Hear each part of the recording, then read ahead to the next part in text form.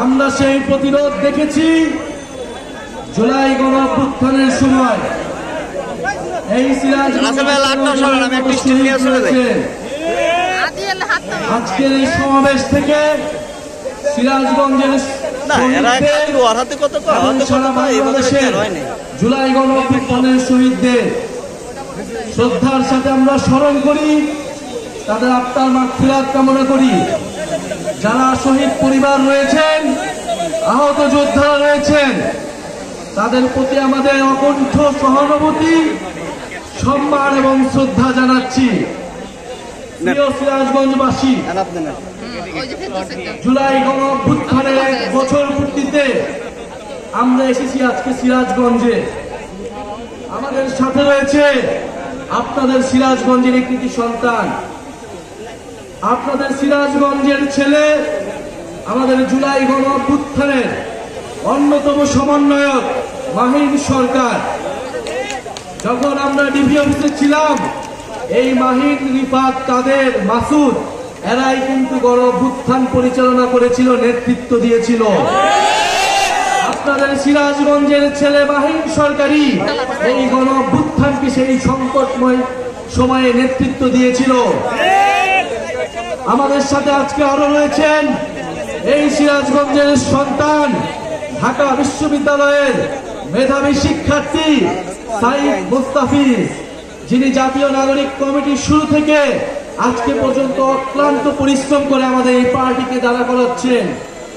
আমাদের সাথে আরো উপস্থিত রয়েছেন দুতি অরণ্য চৌধুরী, যিনি ঢাকা বিশ্ববিদ্যালয়ের সুফিয়া কামাল হলের হল সংসদের নির্বাচিত নেত্রী ছিলেন, এখন জাতীয় নাগরিক পার্টির যুব সংগঠন জাতীয় যুব শক্তিকে সংগঠিত করছেন সারা দেশে। প্রিয় সিরাজগঞ্জবাসী, ব্যাংকগুলোকে লুট করেছে সেই বসুন্ধরা গ্রুপের আমরা বিচার চাই।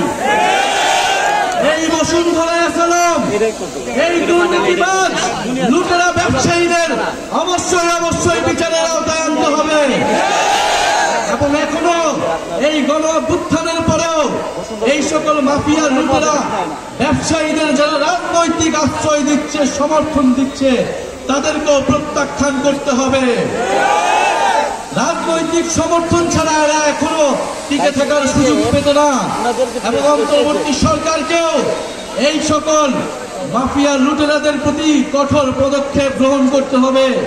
যারা জনগণের টাকা লুট করেছে, যারা ব্যাংক লুট করেছে, গণঅভ্যুত্থানের পরেও তারা কিভাবে এখনো তাদের মিডিয়া কিভাবে জনগণের বিরুদ্ধে, গণঅভ্যুত্থানের বিরুদ্ধে কথা বলতে পারে। প্রিয় সিরাজগঞ্জবাসী, এই জুলাই গণঅভ্যুত্থানের পরে আমরা বলেছিলাম যে একটি বৈষম্যহীন বাংলাদেশ আমরা করব। তরুণদের নেতৃত্বে একটি বাংলাদেশ তৈরি করার স্বপ্ন আমরা দেখি এখনো। আপনারা যারা মুরব্বীরা রয়েছেন, আপনারা যারা মা বোনেরা রয়েছেন, আপনাদের কাছে আমরা দোয়া চেতে এসেছি, সমর্থন চাইতে এসেছি।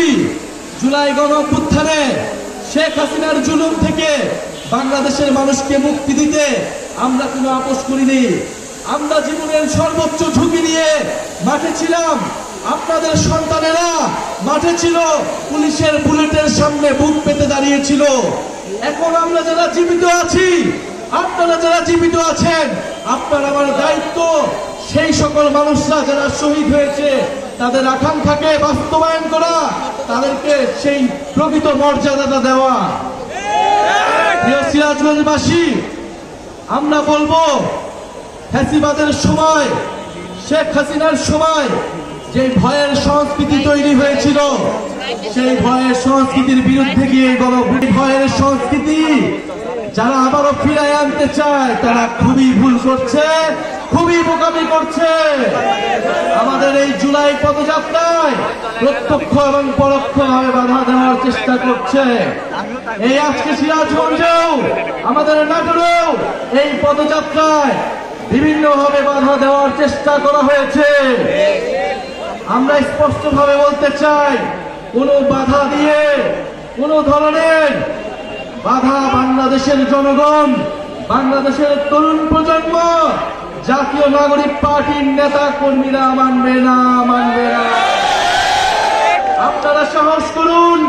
আমরা আপনার সাথে সম্পূর্ণভাবে থাকব। সিরাজগঞ্জ থেকেই ফ্যাসিবাদী ব্যবস্থা বিলোপের যে লড়াই, সেই লড়াইকে এগিয়ে নিয়ে যেতে হবে। আমরা চাই সিরাজগঞ্জ যেভাবে গণ অভ্যুত্থানে পথ দেখিয়েছিল, নতুন বাংলাদেশ পুনর্গঠনের যে লড়াই, সেই লড়াইতেও সিরাজগঞ্জ পথ দেখাবে। প্রিয় সিরাজগঞ্জবাসী, আপনাদের এলাকার সন্তানেরা সিরাজগঞ্জের বিভিন্ন সমস্যার কথা বললেন।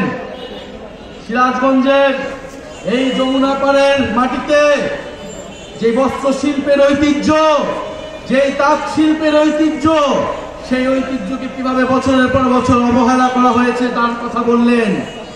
সেই বস্ত্র শিল্প, সেই তাঁত শিল্প যেটা